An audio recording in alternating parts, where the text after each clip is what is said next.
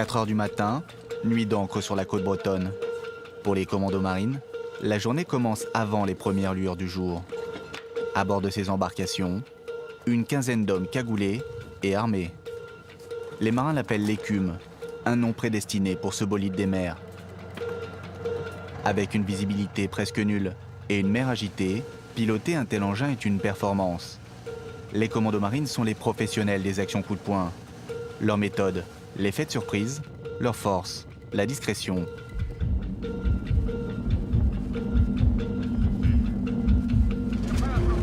On les entend rarement parler de leur métier. Les commandos marines ont la culture du silence. Contre-terrorisme, libération d'otages, renseignement, il n'existe que peu d'images d'eux en opération. Au Mali, dès les premières heures de l'intervention française, une poignée d'entre eux étaient en première ligne, face à plusieurs centaines de djihadistes. Ils font partie des unités les plus sollicitées. Alors il y a tout juste un an, la marine a décidé de créer un nouveau commando, le 7e. Son nom, le commando Ponchardier. Raid en mer, combat motorisé et infiltration par air, ce sont les spécialistes des équipements des commandos marines. Exceptionnellement, l'équipe du Journal de la Défense a pu rencontrer ces marins anonymes. Nous les appellerons David, Yannick et Mirko. Nous avons partagé leur entraînement et recueilli leurs témoignages. Rencontre avec des spécialistes au service des opérations spéciales. Notre immersion commence à Lorient, la maison mère des forces spéciales de la marine. Pour ces soldats d'élite, il y a beaucoup d'appelés mais peu d'élus. Justement, nous retrouvons le commando Ponchardier en pleine sélection de ses futurs membres. Ils sont électriciens, mécaniciens ou spécialistes des communications, pas vraiment des profils de commando.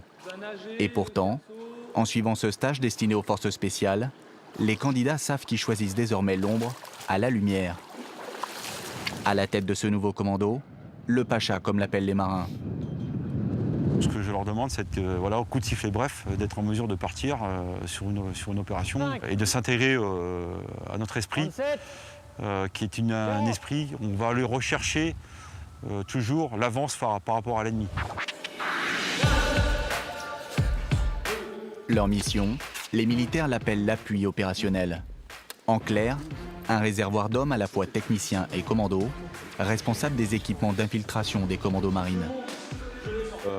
Nous apportons cette capacité d'infiltration lointaine et pour aller au plus près de l'action dans le volet maritime, dans le volet terrestre et aussi dans le volet aérien. Retour en pleine mer. Au petit matin, l'embarcation rapide des commandos marines file à plus de 30 nœuds sur l'eau, presque 60 km/h. C'est la pièce maîtresse du commando Ponchardier.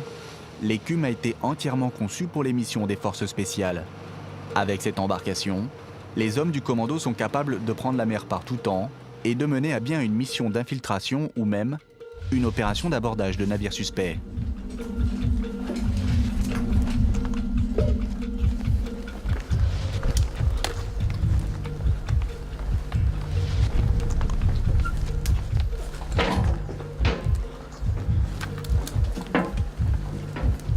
Avec ses 20 ans de service, Yannick est un des meilleurs pilotes d'écume. Il est le responsable des embarcations du commando. On ne s'improvise pas pilote du jour au lendemain. Il y a quand même une formation de 5 à 6 semaines minimum déjà dans un premier temps. Ensuite, il faut de l'expérience. Nous, on sort, quelles que soient les conditions météo, bien sûr jusqu'à une certaine limite, de jour, de nuit. Plus souvent, c'est la nuit. Le but, c'est toujours d'être au top dans tout ce qu'on fait. On essaie de tout prévoir, de tout anticiper, de façon à toujours être prêt à ce qui peut arriver. En mer comme dans les airs, les hommes du commando Ponchardier ont pour mission d'expérimenter leurs équipements dans toutes les situations. Et dans ce domaine, les commandos ont beaucoup d'imagination. Ce jour-là, nous sommes autorisés à filmer une réunion avec la Direction Générale de l'Armement, à condition de ne pas tout enregistrer. Discrétion oblige. Car les commandos marines s'apprêtent à réaliser un tarpon, une technique d'intervention en haute mer qu'ils sont les seuls à maîtriser. L'exercice du jour, le largage d'essai d'une embarcation commando. En clair, le parachutage d'un colis de 7 tonnes à plus de 1500 mètres d'altitude et en pleine mer, du jamais vu. Mirko est un des experts des techniques d'infiltration par air. Ce sont des domaines de compétences bien particuliers, donc si on largue du matériel au large et qu'on largue des équipes au large, ils seront capables de s'infiltrer, de faire quelque chose de cohérent. De maîtriser le domaine maritime, c'est extrêmement complexe. Il y a très peu d'entités en fait, qui sont capables de faire ça. Donc c'est vraiment notre domaine de prédilection, cette mer. Et les commandos marines ont pour démarche de toujours ramener à la mer ce qu'ils savent faire sur la terre. Pour cette manœuvre de haut vol, la moindre négligence pourrait avoir des conséquences désastreuses. Le tarpon permet à un commando avec son équipement de s'approcher au plus près de sa cible. Effet de surprise garanti.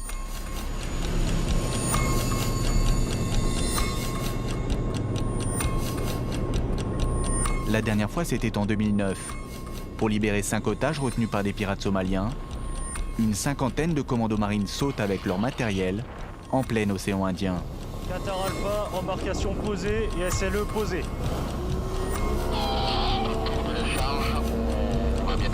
On peut tout lancer à partir d'un aéronef, à partir du moment où ça respecte les gabarits de poids et de volume d'un aéronef.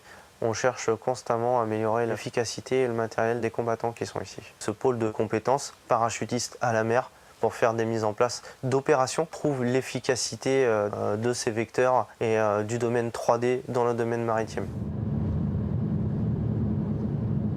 Entre ciel et mer, la polyvalence est la doctrine du commando Ponchardier. Nous les avons suivis à Djibouti, où régulièrement un détachement part s'entraîner en milieu désertique. C'est un formidable terrain d'entraînement qui ressemble en grande partie au théâtre d'opération sur lequel évoluent les commandos. On s'habitue un peu aux conditions climatiques ou pas du tout? On n'est à la base pas habitué à ce genre de climat. Le pays par lui-même peut nous mettre et nous pousser dans nos derniers retranchements. Le commando monte en puissance. On passe effectivement à un vrai commando marine, mobile, opérationnel, disponible. Donc là, effectivement, aussi, il y a un changement à avoir dans les mentalités pour que les gens acceptent plus qu'on ait un commando comme les autres, quoi.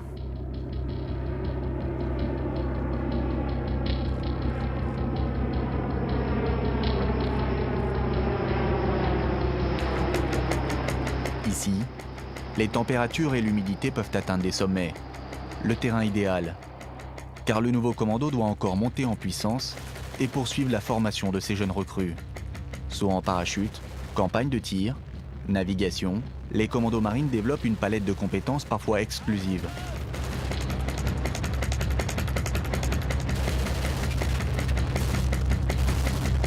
Si les marins ne sont jamais très loin de leur élément de prédilection, de nombreux engagements actuels ont lieu à terre. David revient justement du Mali. Là-bas, ce mécanicien du commando a participé à la traque des djihadistes. Ce qu'il y a de bien avec ces véhicules, c'est vraiment rustique, facilement modulable. Selon la mission, on peut adapter l'armement, quoi. L'esprit commando, partir rapidement et loin et le plus longtemps possible. Attends, on va mettre... Véhicules tactiques, armement lourd, une escouade du commando Ponchardier est entièrement dévolue aux opérations spéciales terrestres. Merci. Nous retrouvons les marins en pleine préparation de leur prochain raid. On ferme la ridelle du GBC. On est parti.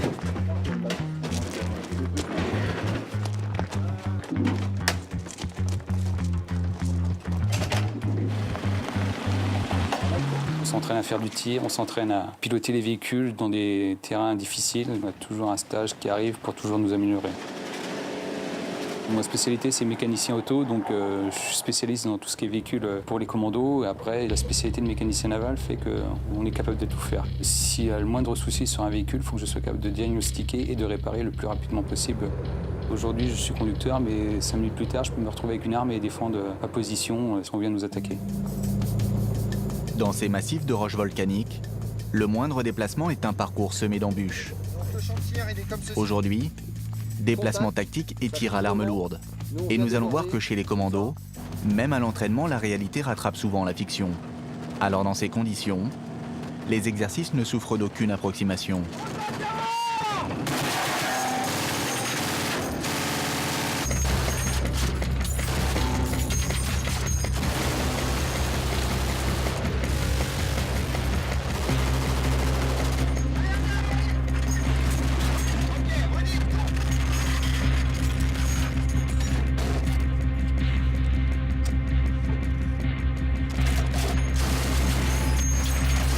l'occasion, les armuriers spécialistes du commando ont sorti leur pièce fétiche, une mitrailleuse à 3000 coups à la minute.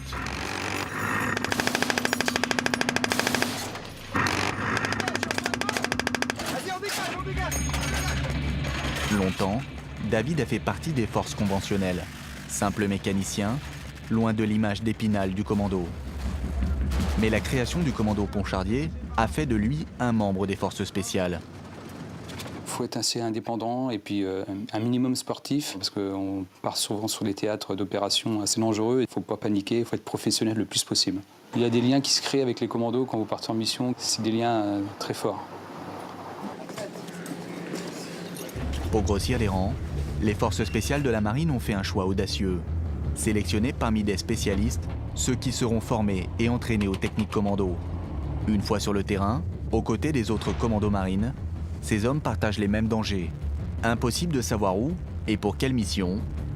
Mais selon l'état-major, presque un quart de l'effectif du jeune commando est déjà déployé en opération.